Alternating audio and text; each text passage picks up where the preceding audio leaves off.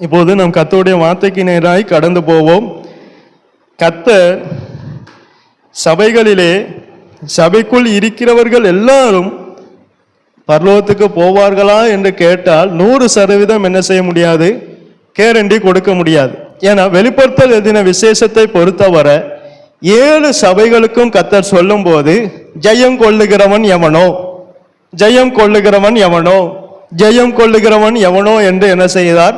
சொல்லியிருக்கார். அப்படியானால் சபையில் இருந்து எல்லாரும் தேவனிடத்துக்கு போக வேண்டுமானால் என்ன அவசியமா இருக்கிறது? ஒரு ஜெயம் கொள்ளுதல் அவசியமா இருக்கிறது. அப்ப சபையில தோல்வி அடைந்தவங்களும் இருப்பாங்க, ஜெயிக்கிறவங்களும் இருப்பாங்க. நான் இந்த உலக ஜெயத்தை சொல்ல, ஆவிக்குரிய ஜெயம். சபையில 2 விதமானவர்களும் இருப்பாங்க.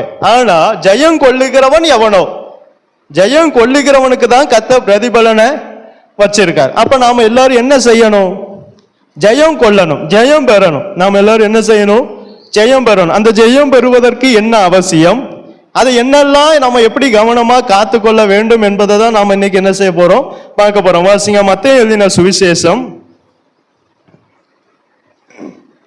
மத்தேயு எழுதின சுவிசேஷம் 10ஆம் அதிகாரம்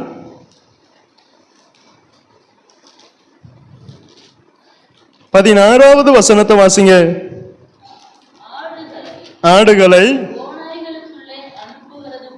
ஓநாய்களுக்குள்ளே அனுப்புகிறது போல இதோ நான் உங்களை அனுப்புகிறேன். ஆகையால் சர்ப்பங்களை போல வினா உள்ளவர்களும்.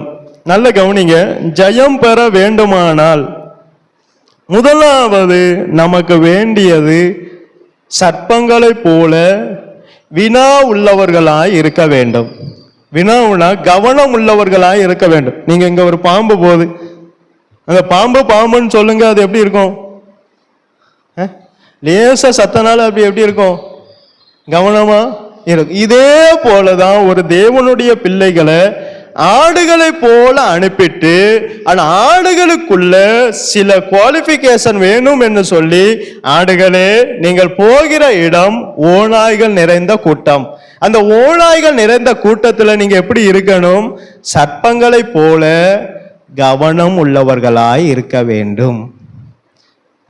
நல்ல கவனிங்க, நம்ம ஒரு ரோட்ல போகும்போது கவனமா இருப்போம், பஸ்ல ஏறும்போது கவனமா இருப்போம், வாகனம் ஓட்டும் போது கவனமா இருப்போம். ஆனா எதுல கவனமா இருக்க மாட்டோம்? ஆனால் பரலோகத்துக்கு போக வேண்டிய விஷயத்துல நாம எதுலையும் அதிகமாக கவனம் செலுத்த மாட்டோம். மற்ற எல்லாவற்றிலும் நமக்கு என்ன வரும்? பஸ் ஏறும்போது கவனமா போவோம், படி ஏறும்போது கவனமா ஏறுவோம், வாகனம் ஓட்டும் போது கவனமா ஓட்டுவோம், இதுக்கு ஒரு ஹெல்மெட்டு அதுக்கு ஒரு ஹெல்மெட்டு எல்லாம் போட்டுட்டு கவனமா தான் போவோம். ஆனால் பரலோகம் போக வேண்டும் என்று சொல்லி அதற்குரிய கவனங்கள் நம்மிடத்துல இல்லை. இதற்குரிய கவனங்கள் அதிகமா இருக்கிறத தவிர ஆனா பரலோகத்துக்குரிய கவனங்கள் அதிகமாக நம்மிடத்துல இல்லை. உண்மை. கவனம் இருந்தாதான் நம்மளால ஜெயம் கொள்ள முடியும். கவனம் இல்லாதவனால ஜெயம் பெற முடியாது. கவனம் இல்லாதவனால என்ன முடியாது? ஜெயம் பெற முடியாது. நீங்க நல்ல கவனிங்களேன், மேல் வீட்டு அறையில எப்படி இருந்தாங்க? ஓரிடத்துல ஒருமனப்பட்டு. அது காரணம் என்ன?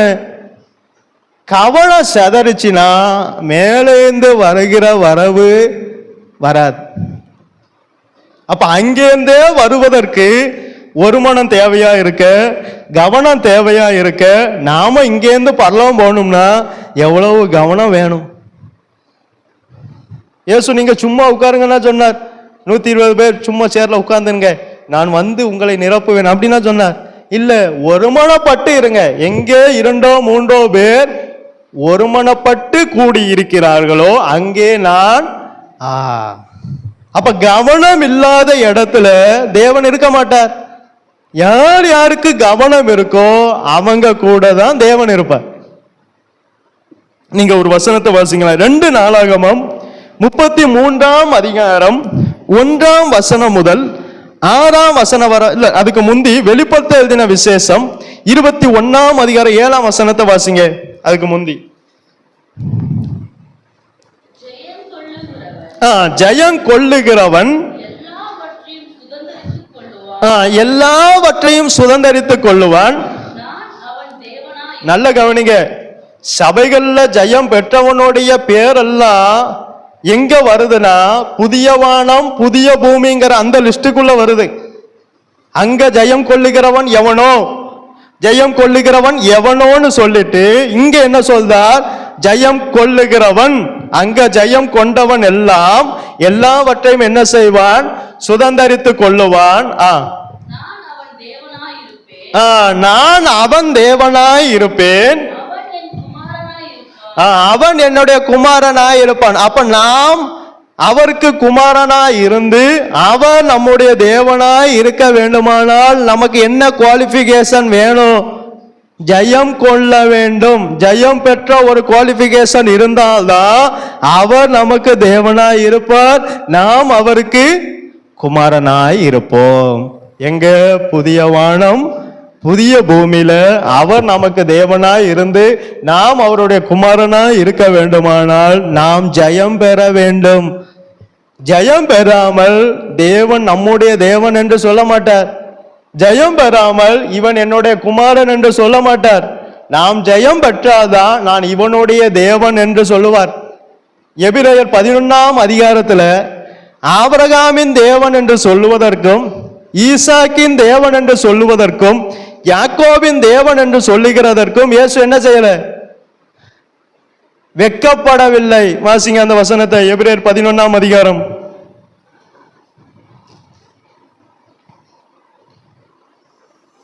13ஆம் வசனம் முதல் வாசிங்க. எபிரேயர் 11ஆம் அதிகாரம் 13ஆம் வசனம் முதல். இவர்கள் எல்லாரும்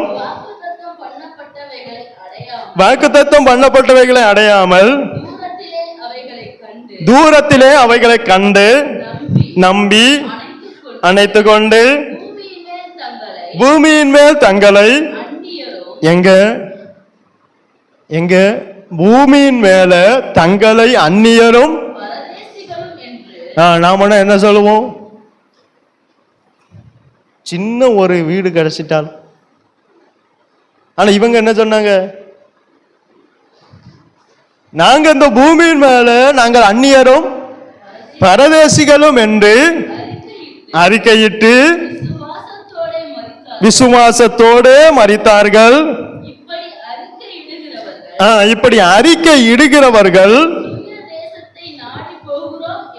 தங்கள் சுய தேசத்தை நாடி போகிறோம் என்று தெரியப்படுத்துகிறார்கள். இதான் ரொம்ப இம்பார்ட்டன்ட். கர்த்தர் அவர்களுடைய தேவன் என்று சொல்லுவதற்கு வெட்கப்படாமல் இருந்த ஒரே ஒரு காரியம் இங்கதான் இருக்கு. தாங்கள் விட்டு வந்த தேசத்தை நினைத்தார்கள், ஆனால் அதற்கு திரும்பி போவதற்கு அப்ப அவங்களுக்கு சமயம் கிடைச்சது. ஞாயிற்றுக்கிழமை ஆராதனை விட்டுட்டு போக சமயம் கிடைச்சது. கர்த்தர் தான் கொடுத்தார். உபவாச ஜபத்தை விட்டுட்டு போக சமயம் கிடைச்சது.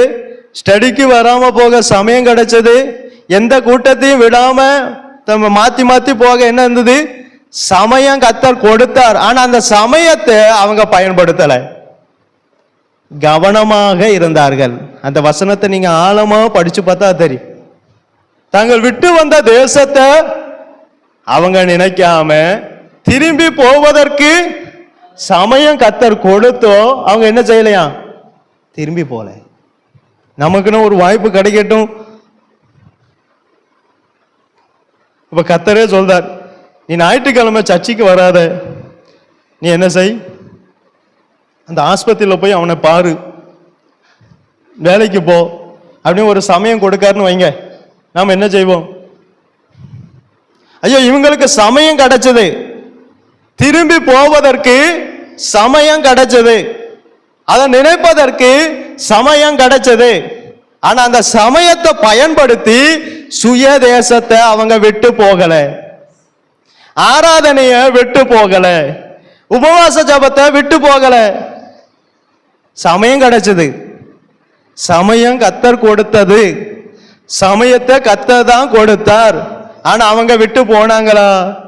அத நினைச்சாங்களா? இல்லையே. கவனமா இருந்தாங்க. எதுல? சுய தேசத்துக்கு போகணும் என்று சொல்லி, ஜெயம் பெறணும் என்று சொல்லி கவனமா இருந்ததுனால 16ஆம் வசனத்தை வாசிங்க. அதை அல்ல, அதிலும் மேன்மையான பரம தேசத்தையே விரும்பினார்கள். ஆகையால் இது ரொம்ப முக்கியமான வார்த்தை. தேவன் அவர்களுடைய தேவன் எண்ணப்பட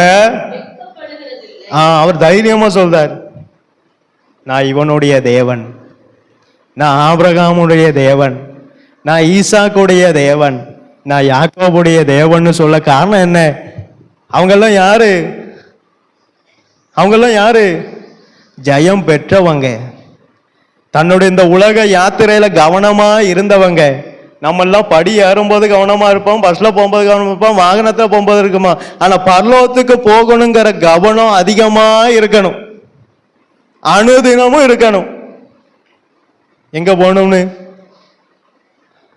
இப்ப யோசேப்பு பரலோகத்துக்கு போகணுங்கிற கவனம் இருந்தது. ஒரு வீட்டுக்குள்ள போறார். யோசேப்பு எங்க போறார்? இப்ப என்ன செய்யணும்? சமயம் இருக்கு, வாய்ப்பு இருக்கு. ஆனா அவர் எதை போகல? என்ன போகல? கவனம் மாறல. பரம அழைப்பின் பந்தய பொருளுக்காய் லக்கை நோக்கி போறான். யாரு? யோசேப்பு.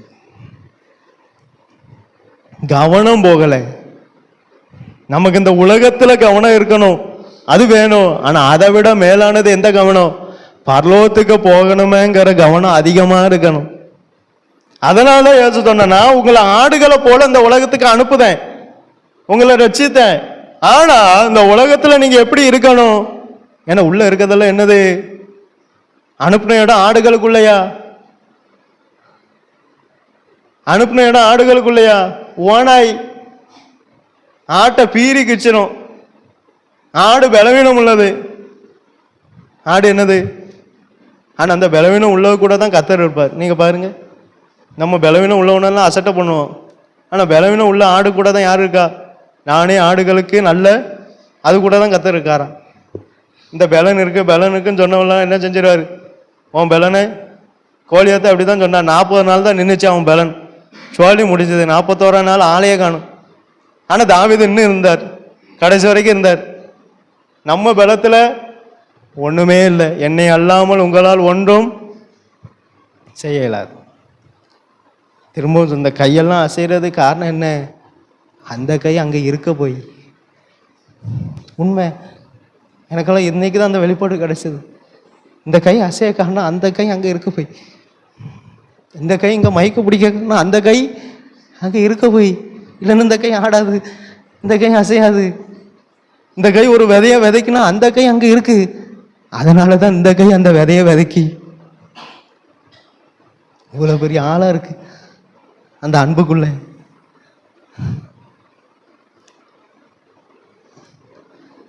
அதெல்லாம் நினைச்சா நமக்கு நேரமே காணாது.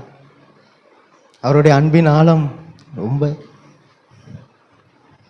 இன்னும் ஆராய்ஞ்சு பாருங்க, இன்னும் தேவனோடு நெருங்கலாம். கர்த்தர் நல்லவர் என்பதை ருசி பார்க்கலாம். இன்னும் ஆராய்ஞ்சு பாருங்க, அவரை போல யாருமே இல்லை.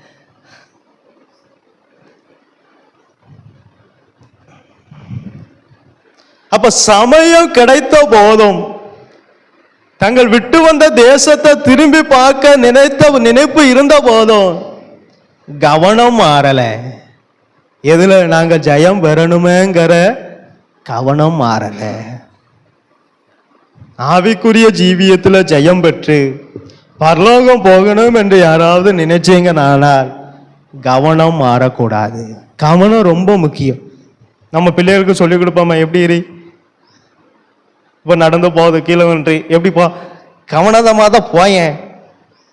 சில பெற்றோர்லாம் சொல்லுவாங்க, கண்ணை எங்க வச்சுட்டு போற? இதே தான். ஆனா இயேசு அப்படி சொல்லலை. பாம்பை போல கவனம் உள்ளவர்களா இருங்க. எதுக்கு? உண்மையை சொல்றாங்க, பரலோகம் போகணும்னா ரொம்ப கவனம் வேணும். பாவத்துக்கு கவனம் வேணும், பிசாசின் சோதனைக்கு கவனம் வேணும்.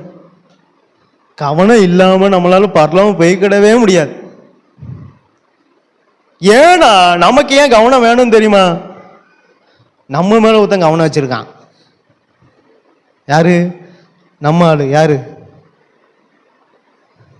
பூமி எங்கும் உலாவி யோபுவின் மேல் அவன் கவனம் நம்ம மேல இருக்கனால நம்ம கவனம் எங்க இருக்கணும்? இயேசு மேல. இயேசு மேல கவனம் இருக்கிற வரைக்கும் நம்ம தண்ணியில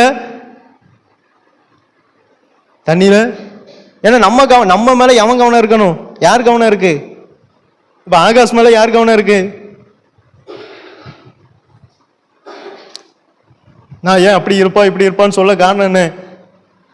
அவன் மேல கவனம் யார் கவனம் இருக்கு? பிசாசினுடைய கவனம். ஆனா இது பெற்றோருக்கு தெரியாது. ஆனா அவன் கவனமா இருக்கணும். அவன் எப்படி இருக்கணும்? யோபுவின் மேல் கவனம் வைத்தாயோ சாத்தானே. அதனால்தான் யோபு கவனமா இருந்தார். எது போனாலும் என் மீட்பர் அவரை நான் பார்ப்பேன். அதான் கவனம். கவனம் மாறலை.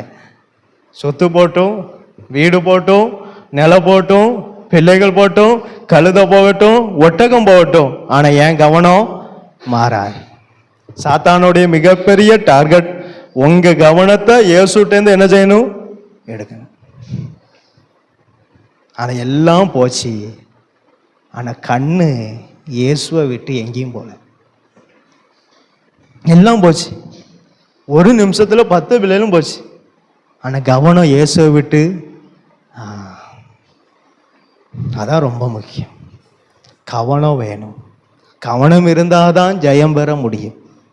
கவனம் இல்லாமல் ஜெயம் பெற முடியாது. நீங்க வாசிங்க 2 நாளாகமம் 33ஆம் அதிகாரம் 1ஆம் வசனம் முதல் 6ஆம் வசனம் வரை வாசிங்க. மனாசே ராஜாவாகிற போது 12 வயதாய் இருந்து 55 வருஷம் எருசலேமில் அரசாண்டான். முன்பாக ஐயா உங்களை எங்கேருந்து வெளியே கொண்டு வந்தாரோ அந்த அருவருப்பை நீங்க திரும்ப செய்வதற்காக இயேசு உங்களை ரட்சிக்கல. அந்த அருவருப்பின்படி நீங்க திரும்ப நடப்பதற்காக இயேசு உங்களை ரட்சிக்கல. அந்த அருவருப்பு கூட சேர்ந்து களியாட்டம் குத்தாட்டம் போடக்காண்டி உங்களை இயேசு ரட்சிக்கல. இயேசு ரத்தத்தை கொடுத்தது எதுக்கு? அவன் கூட சேர்ந்து ஆடவா, அவங்க கூட சேர்ந்து விளையாடவா? ஐயா ரத்தத்தையே கொடுத்திருக்கார். இதுக்கு ரத்தம் கொடுக்க வேண்டிய அவசியமே இல்லையே. அவங்களுடைய அருவருப்புகளின்படி நடப்பதற்கு நம்மளை இயேசு ரட்சிக்கல. ஆனா இந்த மனாசே ரட்சிப்பை அசட்டை பண்ணி துரத்தின ஜாதிகளுடைய அருவருப்புகளின்படி அவன் கர்த்தரின் பார்வைக்கு பொல்லாப்பானதை செய்தான். அவன் தன் தகப்பனாகிய எசேக்கியா அங்க தகப்பன் நான் பரிசுத்தமாகணும் பரிசுத்தமாகணும் பரிசுத்தமாகணும் என்று சொல்லி அநேக காரியங்களை விட்டு வந்த தகப்பன் செய்ததை எல்லாம் அதை திரும்ப இவர் செய்தார். அவர் விட்டுட்டு வரார், இவர் அதை செஞ்சுட்டு வரார். நல்லா இருக்கலாம். தகப்பன் என்ன செய்தார்? தகப்பன் குடிய விடுதார், பையன் குடிய ஆரம்பிக்கார். உங்களுக்கு புரியணுக்காண்டி சொல்றேன். தகப்பன் மதுபானத்தை விடுதார், இங்க பையன் ஆரம்பிக்கான். அங்க எசேக்கியா தகத்ததை எல்லாம் இங்க பையன் என்ன செய்தான்? திரும்ப புதுப்பிக்கார். வாசிங்க. பாகால்களுக்கு பலிபீடங்களை எடுப்பித்து விக்கிரக தோப்புகளை உண்டாக்கி.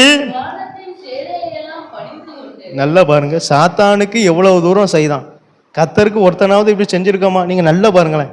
சாத்தான கும்பிடுகிறவன் சாத்தானுக்கு நல்லா கொடுப்பான். நீங்க பார்த்துருக்கீங்களா? கடனை வாங்கியாவது செய்வாங்க. நான் நிறைய இந்துக்களை பார்த்துருக்கேன். ஏன் கோயில், என்ன கோயில், என் கோயிலுக்கு நான் அது நான் கேட்டிருக்கேன். சிலர்லாம் என்ன கடனை வாங்கி அப்படியெல்லாம் கொடுக்கணுமான்னு ஒரு அண்ணன்ட்ட கேட்டேன். அது ஏன் கோயில், இத்தனை வருஷமா நாங்கள் குடும்பமா அங்கதான் போயிட்டு இருக்கோம் அப்படிங்காரு. அப்ப அத்தனை வருஷமா குடும்பமா அந்த கோயிலுக்கு போறவருக்கு அந்த இதுக்கு என்ன செய்தாராம்? கடனை வாங்கி ஆனா அந்த மனசு இங்க நமக்கு இருக்காது பாருங்க. ஏன்னா உடனே நம்ம என்ன சொல்லுவோம், பாஸ்டர் கடன் வாங்க கூடாதுன்னு சொல்லிட்டா, இல்லைனாலும் நம்ம என்ன செஞ்சிருவோம், கொடுத்துருவோம். அப்படிதான் சொல்லுவோம். உண்மைங்க, பாஸ்டர் கடன் வாங்க கூடாது அப்படின்னாலும் வாங்காம இருப்பீங்களா? இன்னமும் பாஸ்டர் சொன்னதெல்லாம் செய்யற மாதிரி பாஸ்டர் கடன் வாங்க கூடாதுன்னு சொன்னார். நான் எதுக்காக சொல்றேன் கடன் வாங்க கூடாதுன்னு? அது சாத்தான் உங்களுக்கு வைத்த ஒரு கண்ணி. ஆனா கேட்க மாட்டோமே. நம்ம என்ன கேட்டிருக்கோம்? கேட்டாதான் நம்ம ஜெயம் பெற்றுவோமே. ஐயா, இங்க மனாசே சாத்தானுக்கு எவ்வளவு தூரம் செய்தான் பாருங்க. ரட்சிப்பு கர்த்தருடையது, ஆனா செஞ்சதெல்லாம் யாருக்கு? கர்த்தருக்கு இல்ல. கொடுத்ததெல்லாம் யாருக்கு? கர்த்தருக்கு இல்ல. எங்க கொடுத்துட்டு இருக்காரு? சாத்தானுக்கு. கிருபையா ரட்சித்தது யாரு? கர்த்தர். ஆனா கொடுத்ததெல்லாம் யாருக்கு?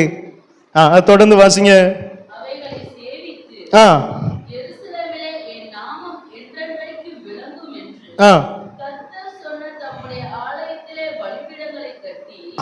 கர்த்தர் சொன்ன ஆலயத்திலே என்ன செஞ்சிருக்கான்? பலிபீடத்தை கட்டியிருக்கான். கட்டி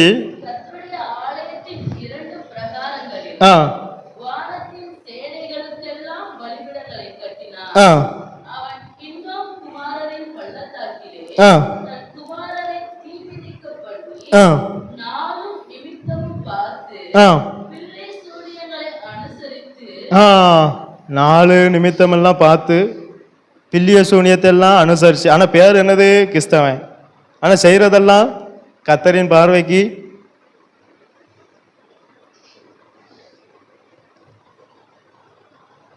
நம்ம கிறிஸ்தவனா இருக்கணுமா, கிறிஸ்துவுக்குள்ள இருக்கணுமா? ஆனா இவன் எப்படி இருந்தான்? வாசிங்க. அனுசரிச்சு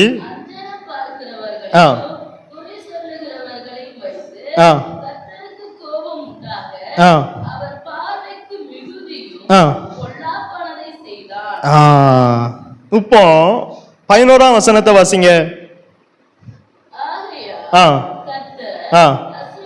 இல்ல 10ஆம் வசனம் வாசிங்க. கர்த்தர் மனாசேயோடும் அவனுடைய ஜனத்தோடும் நல்ல கவனிங்க, பேசின போதிலும் கவனம் இல்லை. ஐயா, கர்த்தர் மனாசையோடு பேசுதார், ஜனங்களோடு பேசுதார். ஆனால் கர்த்தருக்கு பிரியமானதை செய்வதற்கு கவனம் இல்லை. கவனிக்காதே போனார்கள். எத? கர்த்தருடைய வார்த்தைய. கர்த்தருடைய வார்த்தையை கேட்காம போனாங்கன்னு சொல்லல, கர்த்தர் வார்த்தையை கேட்டாங்க. என்ன செய்யல? கவனிக்கல.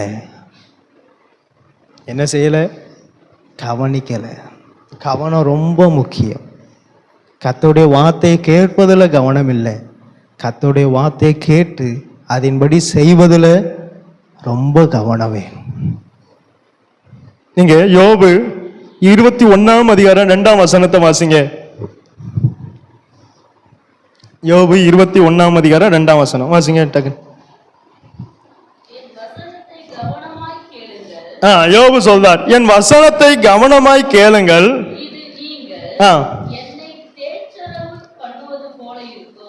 நீங்க நல்லா பார்த்தீங்கன்னா அங்க 2 பேர் நின்று பேசுவான். அங்க 2 பேர்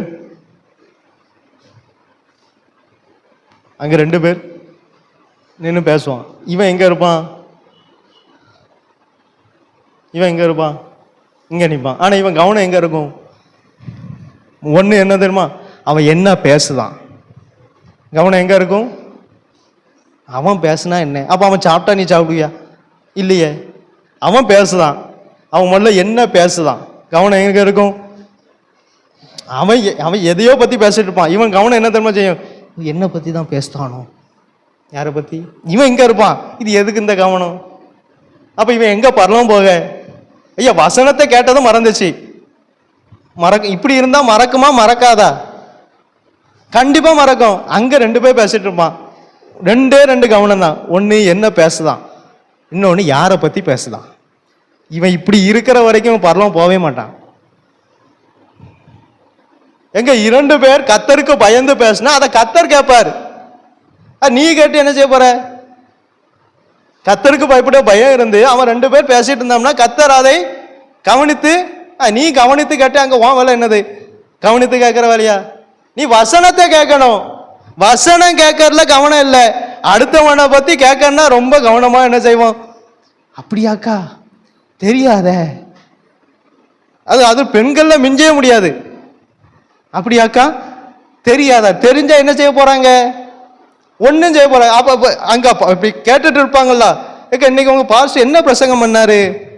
அதாக்க அந்த வீட்டுல வேலை இருக்கு பாத்துக்கணும், நான் போய் வேலையை பார்க்கணும், போயிட்டு வரேங்க. அது அவ்வளவு நேரம் கேட்க 1 மணி நேரம் நிக்காங்க. அக்கா வீட்டுல என்ன வசனம், பாஸ்டர் என்ன வசனம் பேசினான்னா அது இந்த வீட்டுல வேலை இருக்கான். இது வரைக்கும் வேலை இல்லை. எங்கேயா பரலோகம் போக? ஐயா கவனம் நமக்கு உலகத்துல தான் இருக்கு. கவனம் நமக்கு ஆசிய சேகர்ல தான் இருக்கு. ஆனா பரலோகம் போகணுங்கிற கவனமே இல்லை. இல்லை. ஆனா நாம வசனத்தை கவனித்து கேட்டா இயேசுவை தேற்றுதமா. நம்ம கவனமா கேட்கும்போது இயேசு என்ன செய்தாராம்? தேற்றப்படுதார். என் பிள்ளை வசனத்தை கவனமா கேட்கான்னு சொல்ல. எப்படி கேட்கான்? உண்மைங்க. அடுத்தவனை பத்தி சொன்னா நம்ம எவ்வளவு கவனமா இருக்கோம். அது எவ்வளவு கவனமா உட்கார்ந்து கேட்போம். மணிக்கணக்கா பேசுவான் உட்கார்ந்து. ஆனா பாஸ்டர் ஒரு ஸ்டடி எடுக்கட்டும், அப்பந்தான் கண்ணெல்லாம் அப்படி என்ன செய்யும்?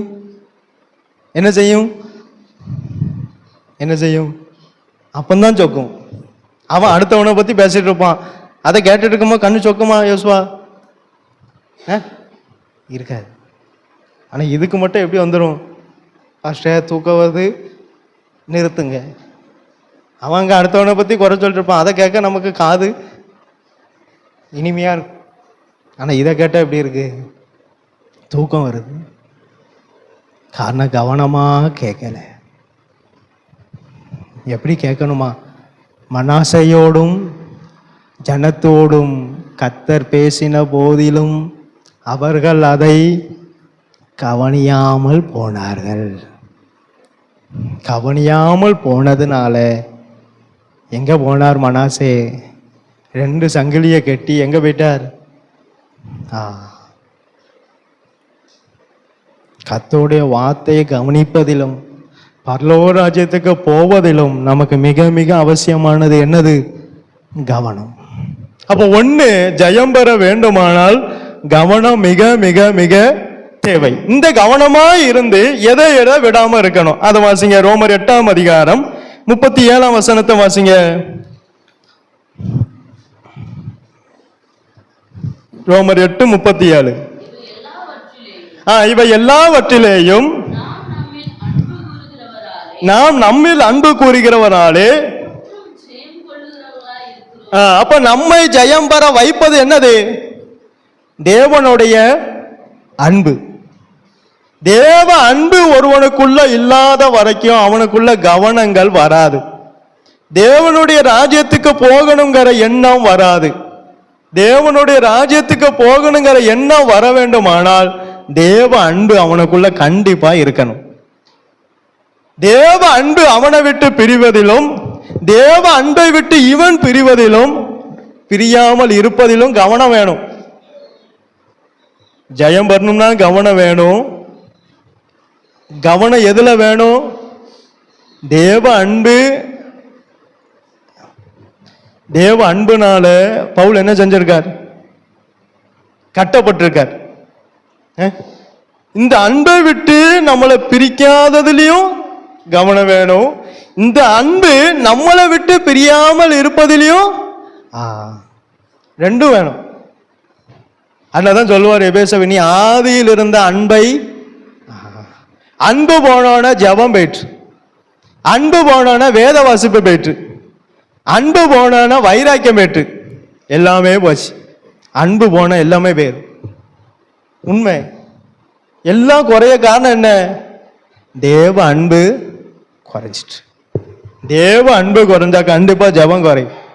தேவ அன்பு குறைஞ்சா கண்டிப்பா வேத வாசிப்பு குறைஞ்சிடும். தேவ அன்பு குறைஞ்சா கண்டிப்பா கர்த்தருக்காக வாழணுங்கிற வைராக்கியம் குறைஞ்சிடும். காரணம் என்ன போயிட்டு? தேவ அன்பு போயிட்டு. அதனால்தான் 36ஆம் வசனத்துல சொல்றார், என்ன சொல்றார்? கிறிஸ்துவின் அன்பை விட்டு நம்மை பிரிப்பவன் யார்? உபத்திரவமோ? நம்மள சின்ன சின்ன காரியமே கிறிஸ்துவின் அன்பை விட்டு பிரிச்சது. ஆனா இவர் சொல்றார் பாருங்க, எனக்கு உபத்திரவம் வந்தது, ஆனா அந்த உபத்திரவம் என்ன தேவ அன்பை விட்டு பிரிக்காத படிக்கும், நான் அந்த அன்பை விட்டு பிரியாத படிக்கும் கவனமாய் இருந்தேன். அடுத்து எனக்கு வியாகுலம் வந்தது, நான் அந்த தேவ அன்பை விட்டு பிரியாத படிக்கும், தேவ அன்பு என்னை விட்டு பிரிக்காத படிக்கும் இந்த வியாகுலத்தின் மேல் நான் கவனமாக இருந்தேன். அடுத்து துன்பமும் வந்தது. நமக்கும் வரும், பவுலுக்கும் வந்தது. ஆனா அந்த துன்பம் தேவ அன்பை விட்டு அவனை பிரிக்கல. தேவ அன்பும் அவனை விட்டு பிரிந்து போகாத படிக்கு பவுல் என்ன செஞ்சார்? கவனமாக இருந்தார். அதனாலதான் பவுல் சொல்றார், இந்த அன்பு எனக்குள்ள இருந்ததுனால இந்த அன்பு என்னை ஜெயம் பெற்றவனா மாத்திச்சு. இவை எல்லாவற்றிலும் நான் ஜெயம் பெற்றது காரணம் யாரு? பவுலா? இல்ல, கிறிஸ்துவின் அன்பு. அந்த அன்பு சகலத்தையும் தாங்கும், அந்த அன்பு சகலத்தையும் சகிக்கும். இயேசு மரணத்தை எல்லாம் ஜெயிச்சார். எப்படி ஜெயிச்சார்? அண்ணாவோடு யுத்தம் பண்ணியா ஜெயிச்சார், காய்பாவோடு யுத்தம் பண்ணியா ஜெயிச்சார், ஏரோதோடு தேசாதிபதியா ஏரோடையோடு யுத்தம் பண்ணியா ஜெயிச்சார்? இல்ல, பிதாவினுடைய அன்பு, அந்த அன்பு உள்ள இருந்ததுனால அந்த அன்பு அவரை ஜெயம் பெற்றவர்களா மாத்திச்சு. இந்த உலகம் என்ன என்ன ஜெயம் பண்ணணும்னா என்ன சொல்லி தரும்? அன்பையா சொல்லி தரும். பட்டயத்தை எடு, அவனை வெட்டு, நீ ஜெயிச்சிட்ட. இது மாம்சம். இயேசு மாம்சத்தால மரணத்தை ஜெயிக்கல, இயேசு மாம்சத்தால பாதாளத்தை ஜெயிக்கல, இயேசு மாம்சத்தால உலகத்தையும் ஜெயிக்கல. இயேசு ஜெயிச்சது எதுல? பிதாவினுடைய அன்புனால. அதான் சொன்னார், பிதாவே உம்முடைய அன்பு என்னில நிலைத்திருக்கிறது போல இவர்களிலும் ஒருவன் என்னிலும் என் அன்பு உங்களிலும் நிலைத்திருந்தால். போட்டிருக்கா போடலையா? யோவான் 15 இருக்கு. நமக்கு வேண்டியது என்னது? தேவனுடைய அன்பு. அந்த அன்பு தான் நம்மளை எப்படி மாற்றும்? ஜெயம் பெற்றவராய் மாற்றும். நீங்க தானியேல் புஸ்தகத்தை எடுங்க. நான் அந்த ஒன்று மட்டும் சொல்லிட்டு கரெக்டா 12:30 முடிச்சிருவேன். தானியேல் 6ஆம் அதிகாரம் 28ஆம் வசனத்தை வாசிங்க.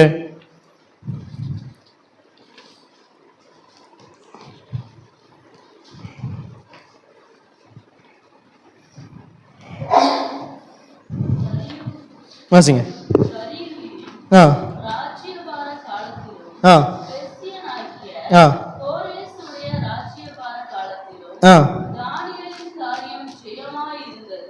தானியேல் ஜெயம் பெற்றானா?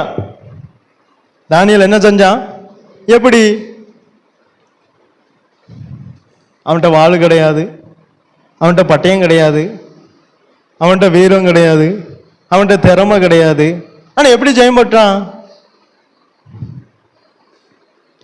ஒண்ணு, ஜெயம் பெறணும்னா எதுல கவனமா இருக்கணும்? தேவ அன்பு நம்மை விட்டு பிரிவதிலும் தேவ அன்பை விட்டு நாம் கவனமா இருக்கணும். ரெண்டாவது, தானியேல் கவனமா இருந்தது ஜப ஜீவியத்துல. ஐயா, சிங்க கேவியில போடுவாங்கன்னு அறிந்த போதிலும், ராஜா கையெழுத்து போட்டுட்டாருங்கிறத தெரிஞ்ச போதிலும் அவன் என்ன செய்யல? அவன் என்ன செய்யல? ஜபத்தை விடல, அதுல கவனமா இருந்தான். இப்ப நமக்கு ஒண்ணு வரட்டும், ஜபம் பண்ண முடியல. என்ன முடியல? என்ன முடியல? சின்ன பிரச்சனை வந்தாலே என்ன முடியலையா? ஐயா அவனுக்கு சிங்க கவி, சிங்க கவினா 1000 சிங்கம் இருக்கும், எல்லாம் பசியோட இருக்கு. எல்லாம் எப்படி இருக்கு? இப்போ நமக்கு இப்போ பசியோட தான் இருக்கும். இந்த பசியை விட அதிகமான பசியோட எது இருக்கு? சிங்கம் இருக்கு. இப்போ இவனை தூக்கி போட்டா சிங்கம் கவ்வி என்ன செஞ்சிடும்? 1000 சிங்கம். எலும்பு கூட கையெழுத்து போட்டு தெரிஞ்சும் அவர் என்ன செய்தார்? ஜெபம் வந்தாராம். யாரு பண்ணுவா? இவன் தான் ஜெயம் பெற முடியும், இவனால தான் ஜெயம் பெற முடியும். அப்போ ஒண்ணு ஜெயம் பெறணும்னா கவனம் வேணும். எதுல கவனம் வேணுமானால் ஒண்ணு தேவ அன்பை விட்டு, தேவ அன்பு நம்மளை விட்டு இதுல கவனம் வேணும். ரெண்டாவது ஜெப ஜீவியம் போகாதபடிக்கு கவனம் வேணும். எந்த ஒரு வேலையை செஞ்சாலும் அந்த வேலை என்னுடைய ஜெப ஜீவியத்தை தடையாக்கும் என்று தெரிஞ்சா அதுல நீங்க கவனமா இருக்கணும். எங்க தானியேல் எங்க இருந்தார்? சுய தேசத்தில் இல்லை, பாபிலோன் தேசத்துல இருக்கார். தானியேல் எங்க இருக்கார்? இப்ப யோசுவா வேற எங்கேயா ஊருக்கு போறான், யார் வீட்டுக்கோ போறான், சொந்தக்காரங்க வீட்டு, அங்க போய் ஜெபம் பண்ணுவானா? கண்டிப்பா பண்ண மாட்டான். பண்ணுவியா யோசுவா? பண்ணியா? பண்ண ஆசீர்வாதம் பண்ணியா? பண்ணலையா? கண்டிப்பா பண்ண மாட்டோம். அவன் இல்ல, நம்மளே பண்ண மாட்டோம். ஏன்? ஆனா அவங்க பாட்டு ஞாயிற்றுக்கிழமை வந்தோன்னு பாட்டு என்னது? நீரே போதும் வேறே வேண்டாம். ஜெபமே பண்ணாம யாரு போதுமா?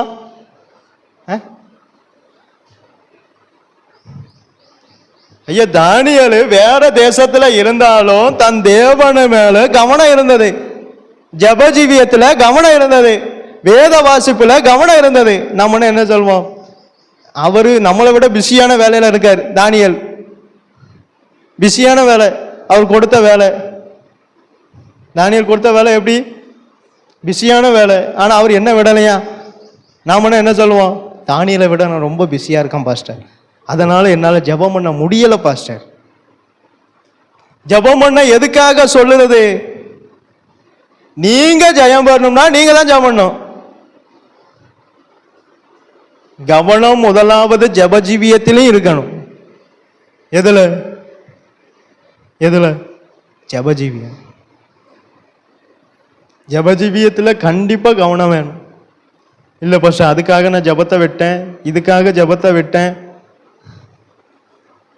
ஆனா தானியேல் அப்படி விட்டானா? இல்ல, எருசலேமுக்கு நேராக பலகணிகளை திறந்து ஜெபம் பண்ணார். கவனமே மாறல பாருங்க. ஐயா அங்க சிங்க கோயில போட்டுருவானே, சீக்கிரம் ஜெபத்தை முடிப்போம், கர்த்தாவே என்னை நீர் காப்பாற்றும், ஆமென். நம்ம என்ன சொல்லுவோம்? கர்த்தாவே நான் போறேன், எங்க சிங்க கவிக்கு போறேன், என்னை நீர் காப்பாற்றும், ஆமென், முடிஞ்சது. ஆனா அவனுக்கு அந்த கவனமே வரல. என்ன சிங்க கவியில போட்டுருவாங்க, கவனம் இருந்ததா? அந்த வசனத்தை வாசிங்களா, அந்த ஒண்ணு மட்டும் வாசிங்க, நான் முடிச்சதேன். கையெழுத்து போடப்பட்டு அறிந்த போதிலும், அதை வாசிங்க. தானியேல் 6 இருக்கும்னு நினைக்கிறேன், வாசிங்க. எடுத்தவங்க வாசிங்க டானு. தானியேலோ வென்றால், தானியேலோ வென்றால் அந்த பத்திரத்துக்கு அதிகாரம் வசனம் சொல்லுங்க. 6ஆம் அதிகாரம் 10ஆம் வசனம் வாசிங்க. கையெழுத்து போடப்பட்டது என்று, கையெழுத்து போட போறான்னா கையெழுத்து வாசிங்க. போடப்பட்டது என்று, என்று இது ரொம்ப முக்கியமான வார்த்தை. நம்மனா அதை லேசா வாசிச்சிருப்போம், கவனம் மாறல. கையெழுத்து போடப்பட்டது என்று அறிந்த போதிலும் நம்ம வீட்டுக்கு போவோமா? வரல, நமக்கு ஜெபம் பண்ண என்ன வருமா முதல்ல? அதுல கவனம் வருமா முதல்ல? இல்ல. ஏன்னா தானியேலுக்கு கவனம் இருந்தது. ஏன்னா தானியேலுக்கு ஜெபத்துல உள்ள ருசியை அறிஞ்சான். அநேகருக்கு ஜெபத்துல உள்ள ருசி தெரியல. எது தெரியல? ருசி தெரியல. என்ன ருசி? ஜெபம் பண்ணா என்ன நடக்குங்கிற ருசி தெரியல. ருசி தெரிஞ்சவனால தான் ஜெபம் பண்ண முடியும். ருசி தெரியாதவனால ஜெபம் பண்ண முடியாது. கண்டிப்பா முடியாது, கண்டிப்பா முடியாது. பாவக்காய் சாப்பிடவனுக்கு தான் தெரியும் இந்த பாவக்காய் நல்லதான்னு. சாப்பிடாதவனை போட்டு தெரியுமா அவனுக்கு பாவக்கால எவ்வளவு நல்லது இருக்குன்னு? தெரியாது. ஜெபிக்கிறவனுக்கு தான் தெரியும் ஜெபத்துல என்ன ருசி இருக்குன்னு. அதனாலதான் அவன் வீட்டுக்கு போறான். எதுக்கு? ஜெபம் பண்ண. ஐயா தானியேலே கையெழுத்து போட்டாரே, கவலை இல்லை. சிங்க கபில போட போறாங்களே, கவலை இல்லை. அதுக்காக தான் நான் ஜெபம் பண்ணுதேன். எதுக்கு நாம எதுக்கு ஜெபம் பண்ணுவோம்? இப்ப அவன் போய் என்ன ஜெபம் பண்ணா? வீட்டுக்குள்ள போய்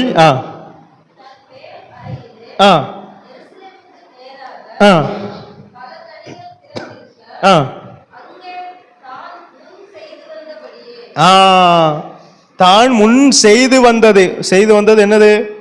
உபவாசம். முன்பு செய்து வந்தது என்னது? ஜெபம். முன்பு செய்து வந்தது என்னது? கண்ணீர். முன்பு செய்து வந்தது என்னது? தேவனுக்காக வாழுகிற வாழ்க்கை.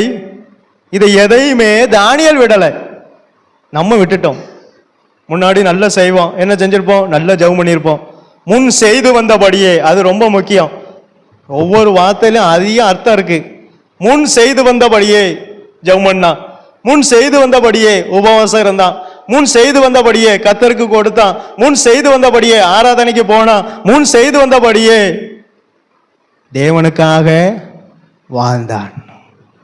தேவனுக்காக கடைசி வரைக்கும் வாழ்ந்து முடிச்சவன் தான் தானியேல். எங்க பாபிலோன் தேசத்துல தேவனுக்காக கடைசி வரைக்கும் வாழ்ந்திருக்கான். தான் முன் செய்து வந்தபடியே தினம் 3 வேளையும். நம்ம ஒரு வேளை ஜெபம் பண்ணதுக்கே நமக்கு என்ன ஆகுது? தலை அப்படியே சுத்திட்டு வருது பாஸ்டர். ஜெபம் சொல்லிட்டாலே என்ன ஆகுது? ஜெபம் சொல்லிட்டாலே என்ன வந்தது? தலை சுத்துது. ஆனா அவர் என்ன செஞ்சாரா? தான் முன் செய்து வந்த அதே 3 வேளை வயசான பிறகும் விடலை.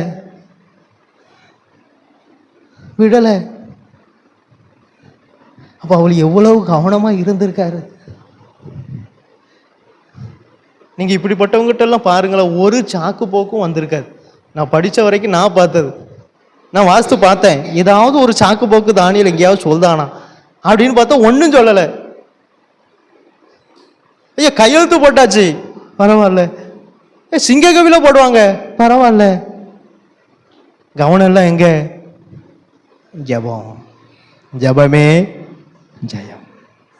அதனால்தான் அவன் ஜெயம் பெற்றான். அதனால்தான் அவன் காரியம் ஜெயமா இருந்தது. நம்ம எந்த காரியத்தில் ஜெபத்தை வச்சு ஜெபம் வந்தோமல்ல, நம்மளா ஸ்டார்ட் பண்றது. இந்த மோட்டர் சுவிட்சை போட்டு நேரம் அங்கே போய் முட்டின பிறகு, கர்த்தாவே எனக்கு ஏன் இந்த சோதனை? யாரை போய் சொல்றது? கர்த்தரை போய். நம்ம தான் ஸ்டார்ட் பண்ணி போயாச்சு, கர்த்தர்ட்டே கேட்கல. போய் அங்கே போய் முட்டிட்டு, கர்த்தாவே, கர்த்தர் பாப்பா நீ எங்க என்கிட்ட கேட்ட ஜெபம் பண்ணிட்டா நீ ஆரம்பிச்ச வேலைய, ஜெபம் பண்ணிட்டா தொழிலை ஆரம்பிச்ச, ஜெபம் பண்ணிட்டா விவசாயத்தை ஆரம்பிச்ச, எதுவுமே என்கிட்ட கேட்காம ஆரம்பிச்சுட்டு கர்த்தாவே நஷ்டம் வந்தவன கர்த்தாவே என்னை ஏன் கைவிட்டீர்? கைவிட தான் செய்வார். உனக்கு ஜெபம் பண்ண சொல்லி தந்தார், நீ ஜெபம் பண்ணல. கர்த்தாவேன்னா அதான் உண்மை. எந்த வேலையுமே ஜெபம் பண்ணாம ஆரம்பிச்சுட்டு கர்த்தாவே என்ன? கர்த்தாவே தான். அவர் கர்த்தர் தான், அல்ல எந்த ஒரு மாற்றமும் இல்லை.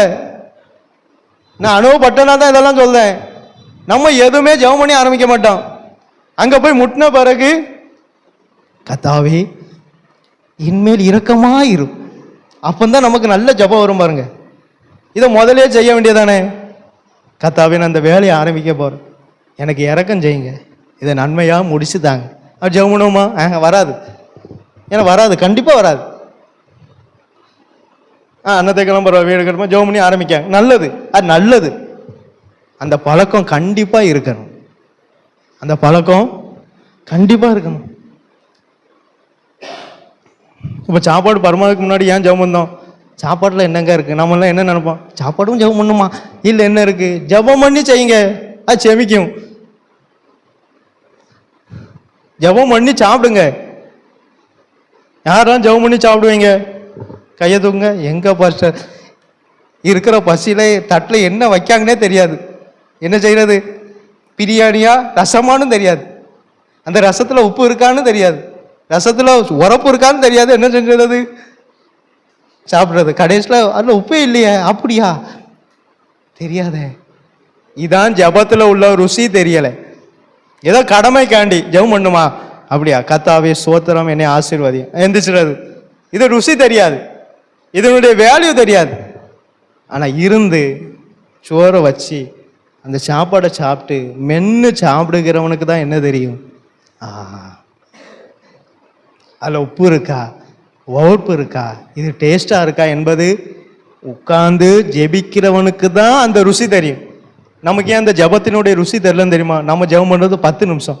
அப்போ எங்கே ஜபத்தினுடைய ருசி தெரியும்? ஆனால் நீங்கள் மணிக்கணக்காக ஜெபம் பண்ணுறவங்கள போய் கேளுங்க, ஜபத்தில் உள்ள ருசி தெரியும். என்ன ஒரு பிரச்சனைனாலும் நேராக ஜபம் பண்ண போவாங்க. ஏன் தெரியுமா? ருசி தெரியும், ருசி தெரியும்.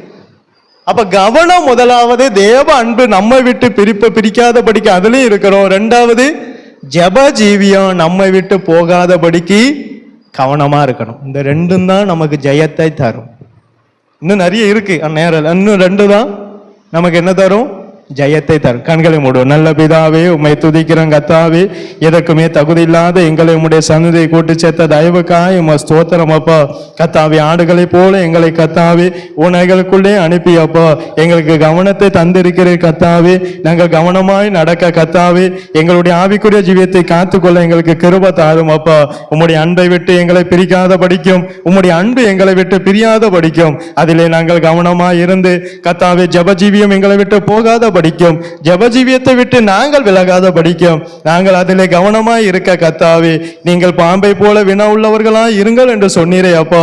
கர்த்தாவே, நாங்கள் எத்தனையோ காரியத்துல கவனமாய் இருக்கிறோம், ஆனால் ஜபஜீவியத்துல கவனமாய் இராமல் இருந்தோம் கர்த்தாவே. தேவ அன்பிலே கவனமாய் இராமல் இருந்தோம் அப்பா. கர்த்தாவே, இன்று முதல் நாங்கள் கவனமாய் அதிலே செயல்பட எங்களுக்கு கிருபை தாரும் கர்த்தாவே. நீரே வந்த ஒவ்வொருவரையும் ஆசீர்வதியும். உம்முடைய நாமம் மாத்திரம் மகிமைப்படட்டும். இயேசுவின் நாமத்தினால் ஜெபங்கேலும் ஜீவனுள்ள நல்ல பிதாவே, ஆமென். என் ஆத்துமாவே கர்த்தரை சோதரி, என் முழு உள்ளமே பரிசுத்த நாமத்தை சோதரி. என் ஆத்துமாவே கர்த்தரை சோதரி, கர்த்தர் செய்த சகல உபகாரங்களையும் மறவாதே. ஆமென்.